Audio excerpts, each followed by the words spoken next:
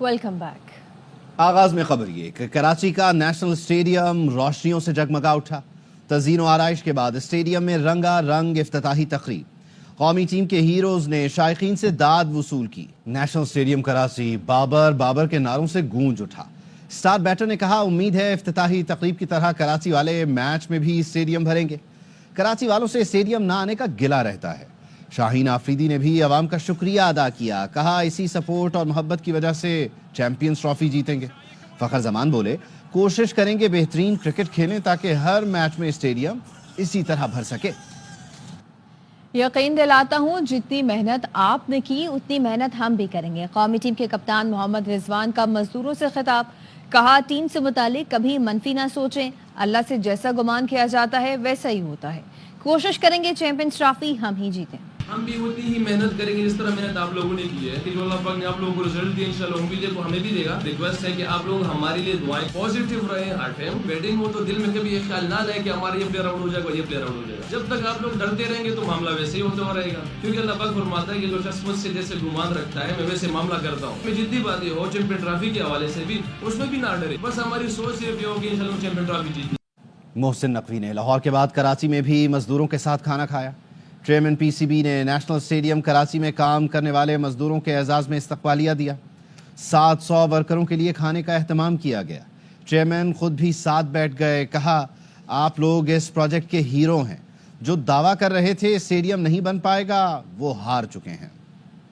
وہ لوگ جو سوشل میڈیا پہ بیٹھ کے دعوے کر رہے تھے کہ یہ اسٹیڈیم نہیں بنا پائیں گے، اللہ تعالیٰ کا شکر ہے ہم جیتے اور وہ ہارے۔ اس پروجیکٹ کے ہیروز جو ہیں وہ آپ لوگ ہیں۔ 3 مہینے کوئی ایک چھٹی نہ کر کے 18 گھنٹے یہاں پہ کام کرتے رہے، یہی ڈیڈیکیشن تھی جس سے یہ پروجیکٹ مکمل ہونا تھا۔ آپ نے اپنی ٹکٹ یہاں وقت ہو ایک بریک کا۔ Welcome back. اڑان پاکستان قومی اقتصادی تبدیلی کا منصوبہ ہے، چیلنجز کے باوجود معیشت میں بہتری لانے میں کامیاب ہوئے۔ وزیر اعظم کا دبئی میں ورلڈ گورنمنٹ سمٹ سے خطاب، کہا پاکستان میں مہنگائی 9 سال کی کم ترین سطح پر آ گئی۔ وزیر اعظم نے عالمی رہنماؤں کے سامنے فلسطینیوں کی حمایت کا عزم بھی دہرایا۔ شہباز شریف 2 روزہ دورہ مکمل کر کے پاکستان کے لیے روانہ ہو گئے ہیں۔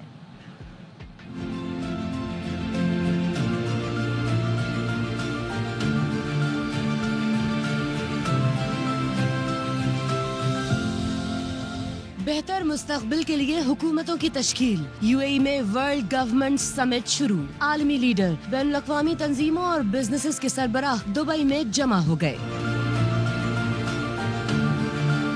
وزیر اعظم کا صدر یو اے ای شیخ محمد نے استقبال کیا۔ ملاقات میں اقتصادی، تجارتی اور ترقی کے لیے اشتراک و تعاون پر گفتگو کی گئی۔ Chief of army staff general Syed Asim Munir بھی ملاقات میں شریک تھے۔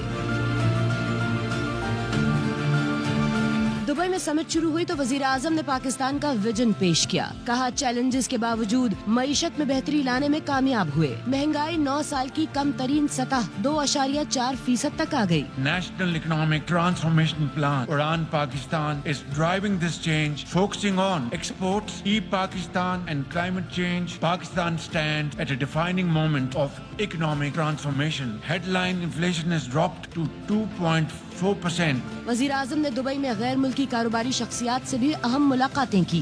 شہباز شریف نے کہا ایس آئی ایف سی کے ذریعے پاکستان نے سرمایہ کاری اور مجموعی کاروباری ماحول بہتر بنایا ہے۔ شہباز شریف نے کویتی ہم منصب، سری لنکن صدر اور بوسنیا کے رہنما سے بھی ملاقاتیں کی۔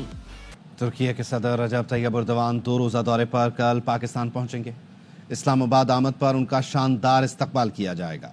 پاک فضائیہ کے JF-17 تھنڈر طیارے ملکی فضائی حدود میں ترک صدر کے ہوائی جہاز کے ساتھ پرواز کریں گے۔ ترک صدر رجب طیب ایردوان اپنے دورے میں وزیر اعظم شہباز شریف سمیت اعلیٰ سیاسی قیادت کے ساتھ ملاقات کریں گے۔ وزیر اعظم اور ترک صدر ہائی لیول اسٹریٹجک کونسل اجلاس کی صدارت بھی کریں گے۔ پاک ترک قیادت علاقائی اور بین الاقوامی امور، غزہ، مشرق وسطیٰ کی صورتحال پر تبادلہ خیال کریں گے۔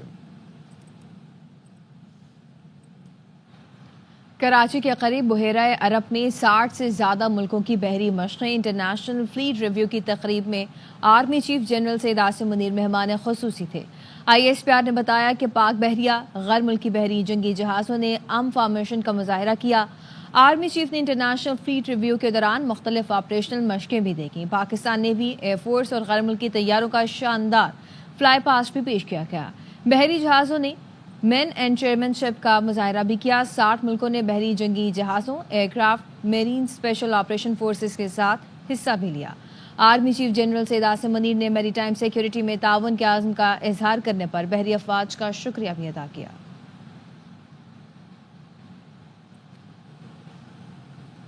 वापस आएंगे ब्रेक के बाद, हमारे साथ रहिए।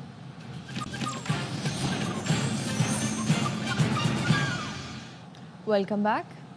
चीफ जस्टिस ऑफ पाकिस्तान से IMF के वफ्द की मुलाकात, सुप्रीम कोर्ट की जानिब से एलामिया जारी कर दिया गया। चीफ जस्टिस ने कहा अदलिया बराह रास्त बातचीत की आदी नहीं, फाइनेंस डिवीजन की दरख्वास्त पर मिल रहे हैं। चीफ जस्टिस याह्या आफरीदी से IMF वफ्द ने मुलाकात की। चीफ जस्टिस ने बताया IMF वफ्द से कहा कि अदलिया ऐसे मिशन से बराह रास्त बातचीत की आदी नहीं, फाइनेंस डिवीजन की दरख्वास्त पर मिल रहे हैं। ये हमारा काम नहीं कि आपको सारी तफसील बताएं।